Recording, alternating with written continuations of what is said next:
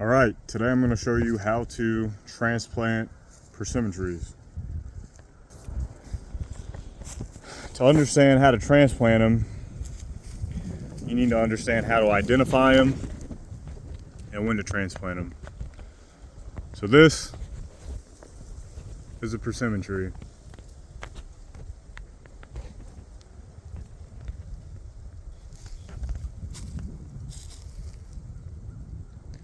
Persimmon trees do not have leaves while they're dormant, and you want to transplant them when they are dormant because you don't want to put them into shock after they've started sending their energy into their shoots. So it's the end of February right now, it's past the last frost, and that's when you want to do it. You want to do these after the last frost, near the end of winter. Persimmons is really something that you're going to have to go out and look and see for yourself to really identify it.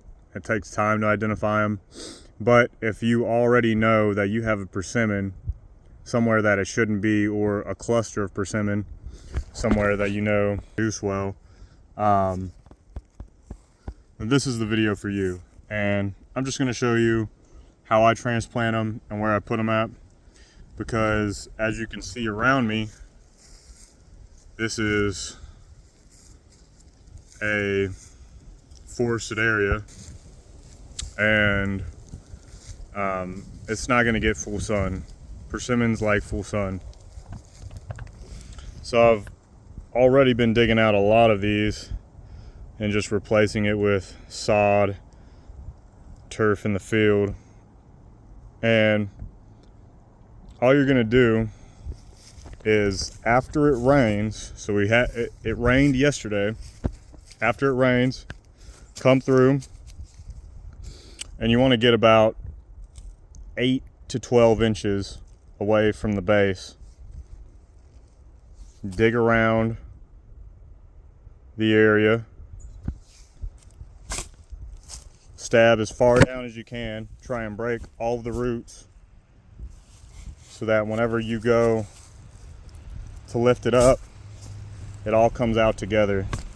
The entire root structure comes out with the original soil that it was in.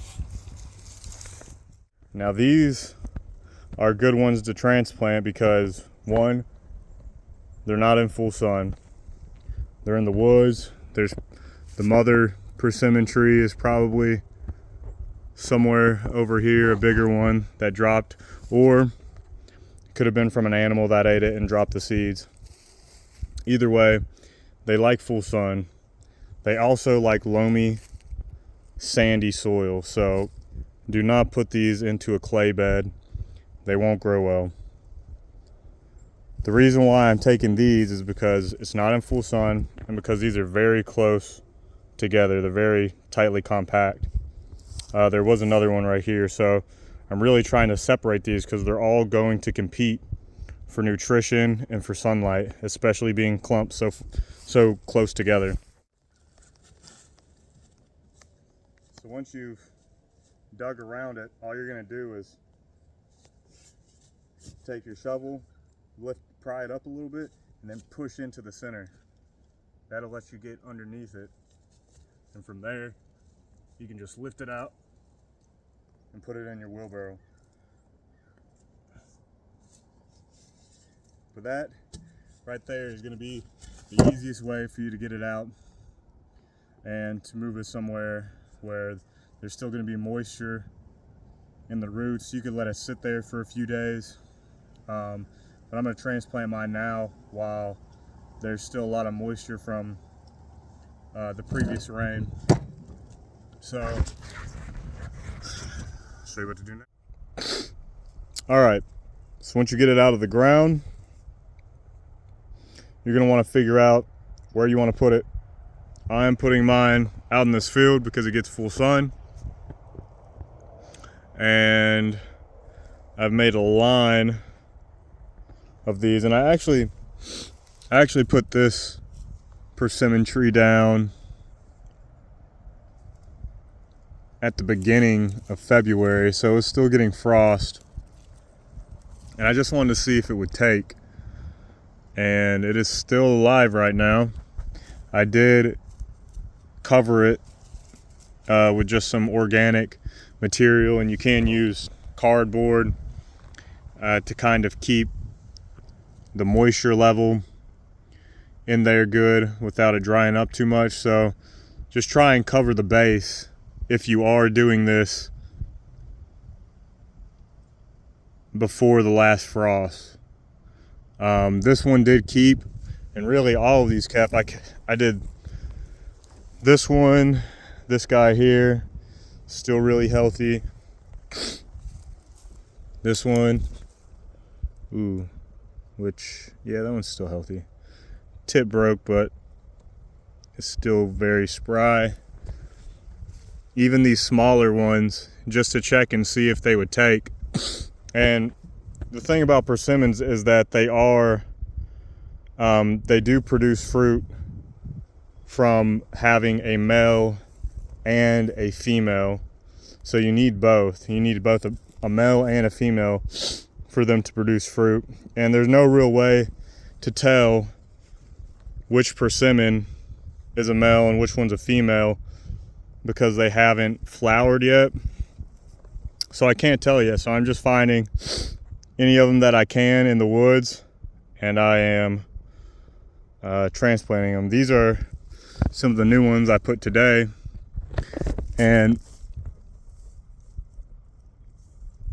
I'm gonna have to separate the smaller one eventually, but this is gonna be a really easy way for you to get a lot of production on your persimmon just by placing it into full sun. It needs full sun, and it needs to have a male and a female to produce. They cannot produce asexually. So all you do to transplant the new one is simply space it out. I spaced mine about 6 to 8 feet. That way when it grows up, I can prune it and it'll still have a big enough canopy so that it's not competing with any of the other trees. So you really want to space it out well enough, especially if you're going to be pruning. And then all you're going to do is take it out and place the new one down, give it a good watering, and it'll be good to go.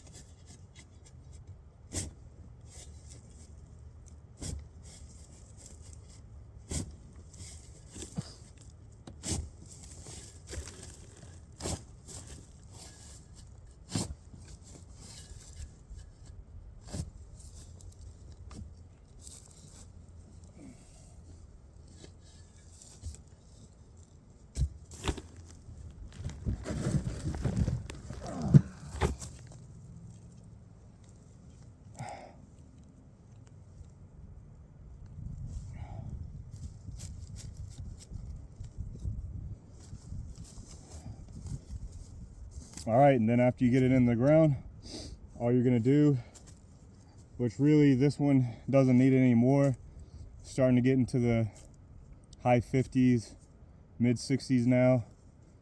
So just water it. If you have anything to cover the base with, any organic material to cover the base with, like again, you can use cardboard. I can use all these dead reeds over here to kind of cover it. But essentially that's all you want to do is just protect it from the frost and keep the moisture retained. And these leaves will help with that. And if I cover some of this area here, that some of this exposed soil, cover that up with organic materials, and it'll be good to go.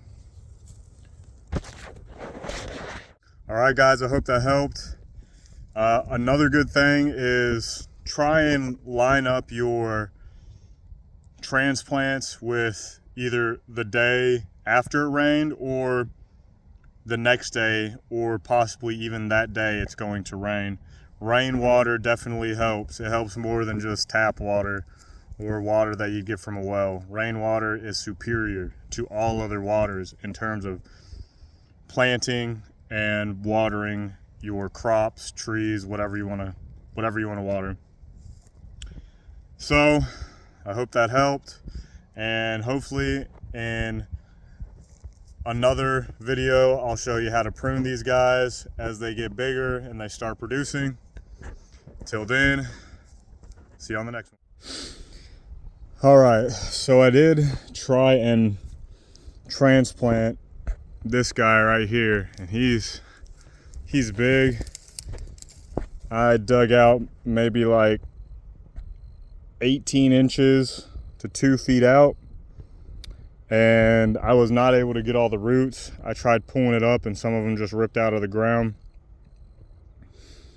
So I don't think it's gonna have enough root to properly send up energy into some of these top limbs here and produce leaves. It's really gonna stress it out. So what I'm gonna do is I'm gonna prune it, and it's still dormant right now. You can tell it's just starting to get a little bit of new growth at the tips of these soft ends here. The buds are starting to pop up a little bit, but I want to reserve as much energy as possible so that it can survive. So this is when you would prune, and this is why you prune, not only to produce more fruit, but to also keep it within a certain height or certain distance out. So I don't want it to get too high above me. I don't want to be climbing a tree. I don't even really want to get on ladders. So what I'm going to do is I'm going to cut it at this node right here. So where this branch shoots out, I'm going to cut it right above it. And the idea is that by cutting that top portion here, all this does not need to get supplied with energy anymore from the root base. The roots are what hold the energy during the fall and winter. That's why the trees go dormant and lose their leaves, because they're not producing energy. All the energy is stored in the roots. I cut off some of the roots, which means it doesn't have as much energy, which to me means it will not be able to shoot as much energy up to the top here. So that's what I'm gonna do. I'm gonna cut it there. That's my logic, that's my reasoning behind it. Hopefully it will survive and it will live, but I just wanna kind of give you an idea of what you should be thinking about if you did wanna prune it, and what you should be thinking about when you're transplanting these if you do end up destroying a lot of the root base. You may want to trim it back some so that it'll still have enough energy during the spring and summer to start pushing up and creating new growth. So all I'm using to prune this is these loppers. You can get them at Lowe's, and really you want to make sure that they stay sharpened, because if they get dull, it could tear some of the skin, some of the bark, and that could create almost like a rip down the main trunk here, which could invite disease and pests into it. So you want to make sure that it's sharp enough to where you can slice it and you don't really crush it or mush it. Going for this one right up here.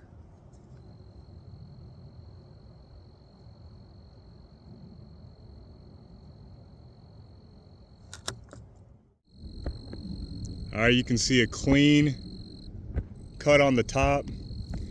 This bark hasn't peeled down, and that's really what you want to look for. There is a node right here from probably an old branch that died, but I cut it just above that instead of cutting it right above this branch.